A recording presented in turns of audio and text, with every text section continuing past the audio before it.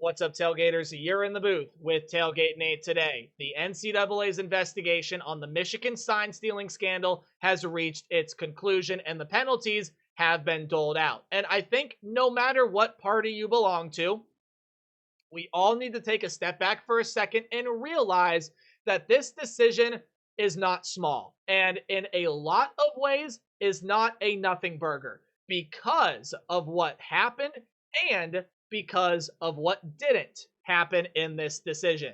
My name is Nate Pope, otherwise known as Tailgate Nate. I am a sports media graduate with a massive passion for anything and everything to do with the world of athletics, especially the world of college football. I cover college football during the season, and if you want to hear any of my thoughts and you like what you see and hear in this video, please stick with me, hit the subscribe button, ring the bell, and lock yourself in and be a part of Tailgate Nation. And if you would like to support me in a more personal way directly on social media, and you can look at some of the stuff I'm doing in the industry, then go give me a follow on your favorite social media platforms at TailgateNate29, especially on the two logos listed below. Thank you for supporting and interacting with me however you may be doing so, and let's talk about this whole situation.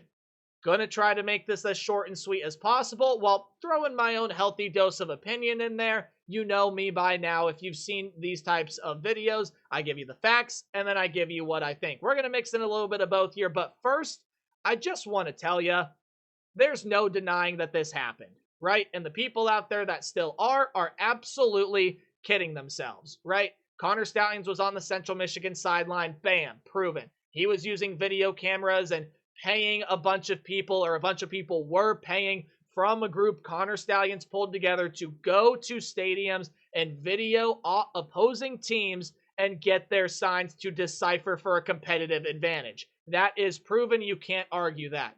People are also kidding themselves if they believe that the hammer was going to come down on this program.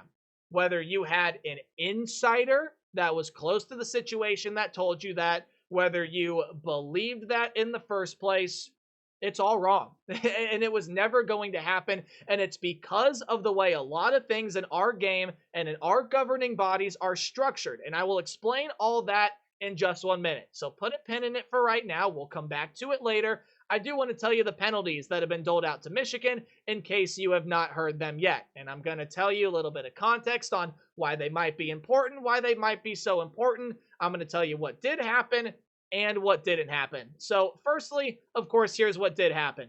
4 years of probation, which it can mean a lot of things and too long to explain in this video. So just know 4 years of probation. Those of you that know.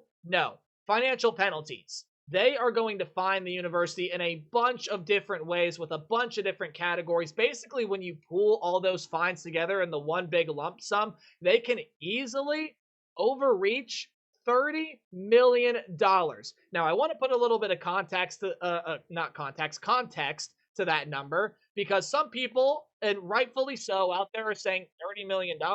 This program has billions of dollars with a B. It doesn't. $30 million is a drop in the bucket. And while that may be true, I definitely can tell you Ward Manuel is not looking forward to coming up with that $30 to $40 million. Now, he definitely could go to the boosters and say, can you help us with this? And Dave Portnoy, among others, will probably say, yeah, look, dude, I'll flip the entire thing. Just tell me how much you want. We'll make this whole problem go away. However, it's still going to be a headache for Ward Manuel to have to even ask for that money. And the $30 million at least. I'm going to go with at least because they said easily it can accrue over that. So I'll just cut it off right there at the $30 million.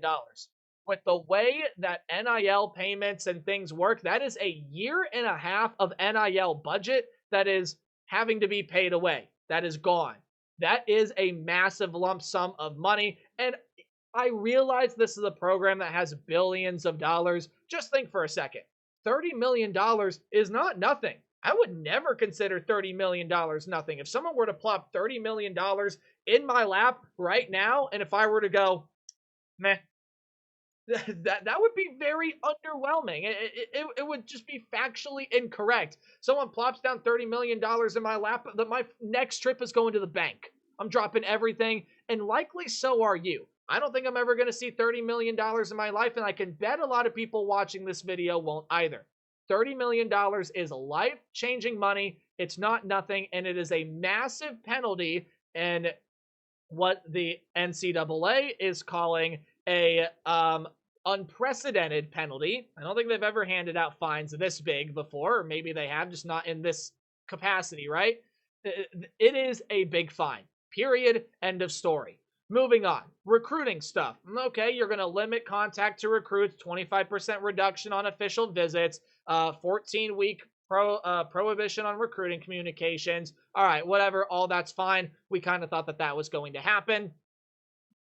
That means something in terms of recruiting the high school talent, because again, maybe you don't get Bryce Underwood if that were to happen last year, but also it doesn't mean as much as it used to in the past. It used to be a pretty big deal because scholarships was how the programs were to keep themselves alive and funded, and recruiting the top talent is how you really develop into a major program, right? Michigan knows that. A lot of other major programs throughout the country had to go through that way back in the day. We're not in that day anymore. Scholarships don't mean as much as they used to, and the transfer portal can change a lot of things and turn around a roster.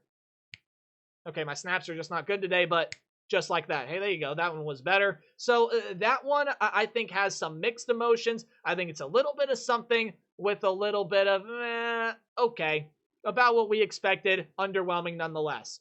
Show cause bans. Jim Harbaugh, Connor Stallions, Denard Robinson, they all get show cause bans. Jim Harbaugh gets one until he's 74 years old in 2038. Connor Stallions gets an 8-year show cause ban. And for these two individuals in particular, it means nothing. Okay, Harbaugh's the head coach of the LA Chargers right now. Who cares? Connor Stallions, probably not going to come back and coach collegiate sports, A, because of a public image thing, but also because why would he want to, right? Why would he want to come back and coach? And honestly, it's just something that I just don't see happening with him. For Denard Robinson, maybe it means a little bit. Maybe it means a whole lot more because, maybe Denard Robinson wanted to get back into coaching. He's got a 3-year show cause order, which he can't do anything in collegiate athletics. So that's probably the one I'm looking at and saying, ooh, okay, you feel a little bit for Denard Robinson there. These two, they're going, no, that's a shame. Honey, what's for dinner? That's exactly what they're doing, right? So, yeah. And then Sharon Moore. His involvement in this is really interesting, and we could break it all down. That's not what this video is about, though. He gets a 2-year show cause order, but he's going to be suspended from a total of 3 games. He's not forced to be fired, not suspended for a whole year, anything like that. The 2 games that Michigan has already imposed this year, he'll serve those suspensions, and then 1 game next season that's likely to be the season opener against Western Michigan. Why that decision got made for next year, I have no idea. I don't know why you couldn't tack it onto this year and make it for the Oklahoma game or something like that. Whatever have you, right? Now, Michigan, of course, is going to appeal all of that, and they already have. Ward Manuel's looking at that saying, yep, I'm not a happy man, and obviously no matter what happened, I'm sure Michigan was going to appeal that decision. But there are some very major things that did not happen. One of which, vacating wins, rescinding the national title, and the other big one, no postseason ban. Now, that last one in particular is the biggest one out of them all. Vacating wins and national titles takes everything, or I should say, really takes nothing away, right? And it's the stupidest punishment ever. Taking away wins and vacating national championships, it takes nothing away from the players who worked hard to earn those victories. They still will feel that, and they still will carry that national championship trophy. It takes nothing away from this fan base that has now seen its team beat its arch rival 4 straight years in a row and got to watch its team go through an undefeated season and win a national championship. It's going to take nothing away from the players, the coaches, or the fan base. Wins and national titles getting vacated is the stupidest thing ever, and I could rant about that forever. And yes, I will die on that hill. But again, the most interesting thing is no postseason ban. Well, Nate, why is that interesting? Because the NCAA pretty much straight outright said that it could have been a thing. It could have easily been something that the NCAA looked at and said, yep, this is what you deserve, and they would have done it. Now, there are a couple reasons why they didn't do it, one of which the NCAA outright says or claims is their reason, which is, quote, the panel determined that a postseason ban would unfairly penalize student athletes for the actions of coaches and staff who are no longer associated with the Michigan football program. I heavily agree with that statement. I did not think this team should be getting a postseason ban. This program should, and that's exactly what happened. They didn't. I didn't expect it. I didn't think that it was necessarily warranted based on how long the investigation took, so on and so forth. But there was another reason. There was another reason why the NCAA did not do that, and it was for the simple reason of a lawsuit. If the NCAA were to have put the hammer down on Michigan, full-fledged SMU hammer or anything similar to that, suspend Sharon Moore for a year or more, $50 million fines, heavy recruiting violations, long show cause bans, just vacating wins, the national title gone. Michigan would have come in guns blazing, sued the NCAA, and I'll tell you right now, the NCAA does not want to get into that for a lot of varying different reasons, and it's a big reason why a lot of people don't like the NCAA. You look at something that is a level 1 infraction, the most detrimental and horrific penalty that you can commit at the FBS level within the NCAA as a whole. And it is not the full case of a slap on the wrist. I don't see it that way at all. I think it's a little bit more than that. Again, who wants to try to come up with $30 million? That is never fun, right? Even for the potential booster or the person that's going to be helping raise that money, right? They don't want to be signing away $30 million. That's a lot of money. Not even Jeff Bezos wants to part with $30 million, and he's got that to spare every day of the week and twice on Sunday. But this simply is a situation where the NCAA did not want Michigan to fight this with everything that they had. Sure, Michigan is going to appeal it, and they're going to have to try to come up with some sort of argument to say, oh, it didn't help us at all, or it didn't help us that much, or whatever it is they're going to try to push to try to get the fines and maybe suspension. I don't think they're going to get the suspension on Sharon Moore lightened. This is about money at this point. This is about having to not pay upwards of $30 million and maybe upwards of 15 to 20. That's going to be a big win for the university because, again, I put that $30 million into perspective. That's a year and a half of NIL money. That is a big freaking deal, yo. That is a big freaking deal. That is a lot of money. The NCAA didn't do it because they were scared of how they were, or how it was going to be policed within their legal proceedings and court systems, not only with the legal fines and everything. On top of the fact that, yes, what I read earlier, the fact that, the unfairly penalize the student athletes thing, that I do like. But this is a reason that the NCAA is hated and disliked amongst a lot of people because of their inability to keep up with their own standards, to uphold their own programs and guidelines and bylaws, but because they also don't have a good way to punish people. And they never have. Programs like Ohio State and USC and Missouri are looking back and saying, what the heck? Where's their hammer, huh? We got it, and we got it for less. Missouri fully cooperated with an organization going on in their program. The NCAA found stuff they didn't like, and they said, 1 year postseason ban. Done. It's like, what the heck? Like, we, cooperated. There's nothing stupidly incriminating besides everything you found. Like, what's going on here? Ohio State. Their players sold memorabilia for tattoos. That has nothing to do with helping you win on the field. That has nothing to do with a massive scandal off the field. That is players making a dumb decision for a very temporary high. And yet, wins were vacated. Jim Tressel lost his job over that. That was ridiculous. The USC Reggie Bush Heisman Trophy thing was ridiculous for a number of reasons that I could sit here and rant about as well. So everything that all of those fan bases and more are feeling are totally valid. but it's just not how the NCAA is governed right now. And this is exactly why it is still big. I hear everybody talking, and all the Twitter heads are all over everywhere saying, see, they did nothing. Everything's going to stay, blah, blah. If you really thought that the wins were going to be vacated, the national title, like, you are kidding yourselves. As I said earlier, you're kidding yourselves. None of that was ever going to happen. And the fact that people are celebrating them keeping that, like, okay, I get it, but you never should have been scared about losing it in the first place. It wasn't going to happen. I just didn't think it was going to happen. Period. End of story. Now, here's the other thing that this decision did in relation to our favorite four-letter organization.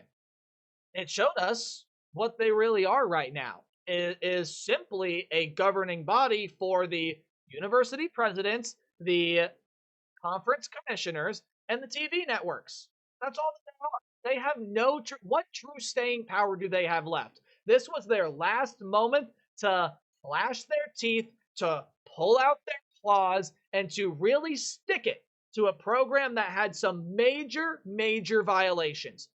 Major violations. The NCAA said it themselves. They said themselves this deserved a postseason ban, yet they didn't do it. So what power does the NCAA have left? Those four letters don't mean what they meant when a lot of you out there were younger. Even when I was younger. I know I'm only 22 years old. I'm probably a lot younger than a lot of people out there watching this video. But look, man, the NCAA does not mean as much as it used to. Those four letters don't carry as much weight as they used to. And yes, it's sad, but I mean, let's look at the reality. And what I said earlier, the NCAA has done a terrible job at upholding its own bylaws and punishing people that needed to be punished. This is a perfect example of it, and I've said it already. It is an underwhelming penalty. All of it is. It is underwhelming for the infractions that took place. Make no mistake, this is one of the major infractions, one of the major set of rules broken in college football history. I truly do believe that. If you want to have a different opinion, that's fine. I don't blame you for that. That's your own opinion and thought to have. But I mean, when you take back and you look at everything, I don't even want to hear the argument that everybody is doing this. Are they? I think everybody steals signs. Everybody steals signs in every single sport. Like I've talked about before, you look across the sideline on the big cards, or you look at the third base coach and you decipher that the double nose tap means the runner's taking off for second, or you look at, thank God we don't have these anymore, but you used to look at the big flashy emoji cards that had the color red in the left-hand corner and a picture of a corgi in the bottom left, and you knew that that meant they were running a reverse toss sweep. Kudos to you. Kudos to you. That is called gamesmanship, ladies and gentlemen. That is gamesmanship. What this was downright criminal. Maybe that word is a little extreme. I regret using it now that I said it, but you get where I'm coming from, right? They used cameras to spy. They used dirty film. There was a group of people that were brought together for the specific purpose of unfairly stealing signs using cameras, Houston Astros style, that to give this university a competitive advantage. That is not okay. It does not uphold the integrity of competition in any sense of the phrase at all, and more should have been done. More should have been done. Now, am I blaming the NCAA for making the decision that they did? I mean, yes and no. Yes, because obviously more should have been done. These are heightened penalties that should have seen a lot bigger repercussions, etc., whatever. No, because I wouldn't want to go to court either. I mean, if I'm sitting there making the decision like, okay, what can we do to really piss Michigan off? Yeah, let's get us to take, I would be like, hell no.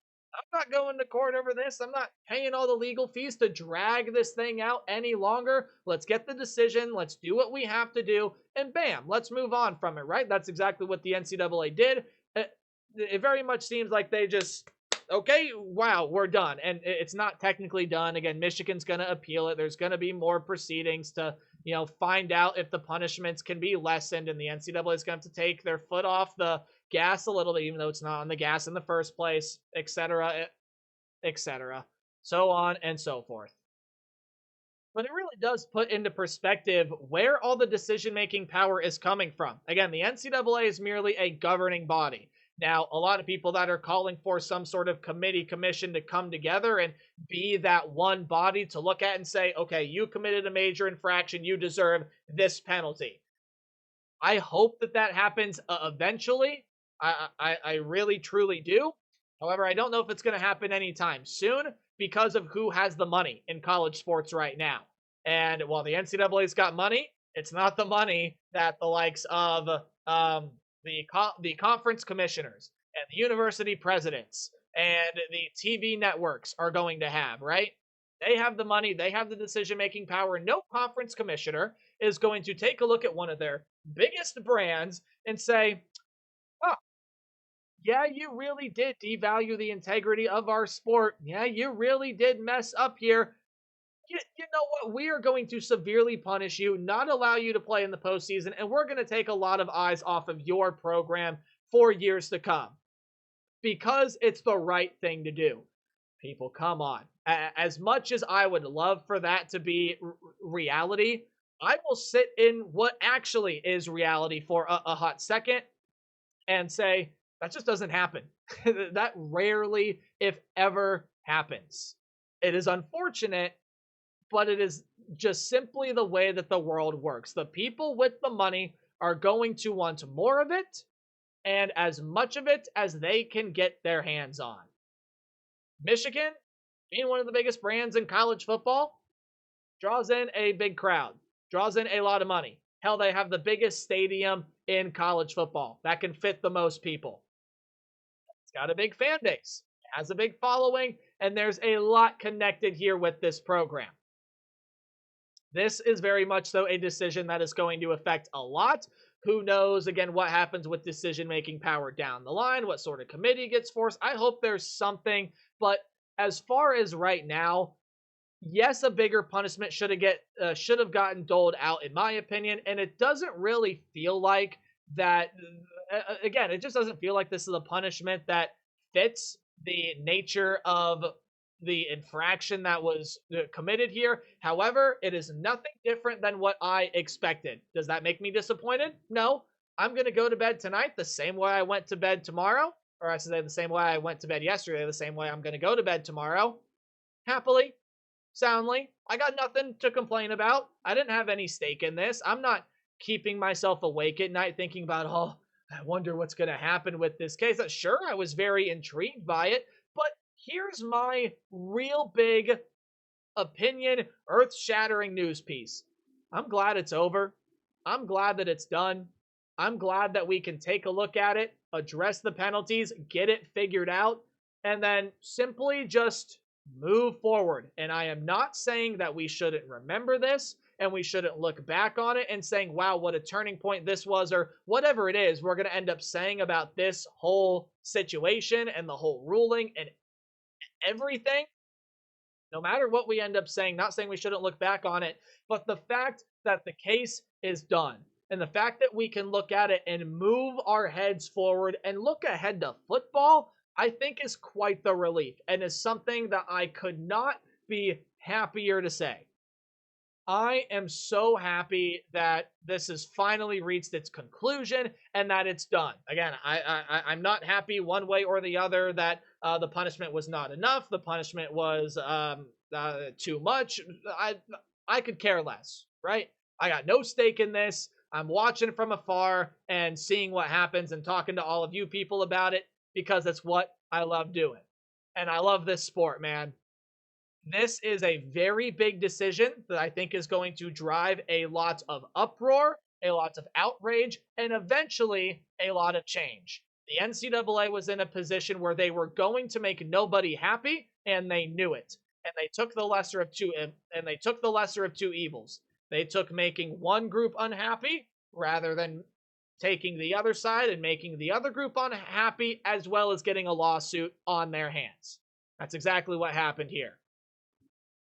One more thing that I will add at the end of this is, look, to people out there that are going to flash this in the face and, blow this up into some some big conspiracy theory or to, satirically comment on this. First of all, it is funny. It is really, really funny. But those of you that are just going to say mean and outlandish things, I really don't know what to tell you. I'm not going to engage with you, not going to pay attention to you. I'm not going to engage in any of it myself. Who cares? Okay, I don't care. What happened happens. It's done. Let's address it. Let's move forward. And we got a lot of football just 2 weeks away. Almost, or not even 2 weeks away. 1 week away. 1 week away from tomorrow is week 0. That's what we should be focusing on right now. And hopefully, especially with some of the different fan bases out there, the one of the pennant that's hanging behind me, whom again I do root for, but the people that are being extreme, you know who you are. Michigan State fans, you also know who you are. I'll just call it out. Ohio State fans, other fans of whatever team you root for that just wanted to see this program burn. I don't know what to tell you. I really, really don't know what to tell you. You know people are going to act how they want to act, and that's fine. They have the right to. But this is something that now we can take off of the shoulders, right? For the most part. And we can not be thinking about this all the time. Isn't that sad, right? There are people out there that are thinking about this, especially in the fan base that I root for. There are people in this fan base thinking about this over than, thinking about trying to beat them on the football field. That's all that I'm thinking about. That's it. That is all that I'm thinking about. I want to beat that team on the field so bad, man. I want my favorite team to go out there and win that game. I'm not worried about the sign stealing thing. I'm not worried about it. I don't have any stake in it. It's so sad, man, that people were focusing on this over the results on the field. Let's just beat them on the field. We can do all our talking that way. That's the way football should be. And hopefully, after this is done and passed, that's the way football is going to be, as it should be. You play and you talk with your results on the field. And it's time to get back to the results on the field as well. Hey, I hope you did enjoy this video. I do understand it was pretty opinionated and I got a little whatever it is you want to call it, but I appreciate you all for sticking with me. Hope you found some valuable information into this. And of course, me simply expressing my opinion, I of course want to hear your opinions in the comment section down below.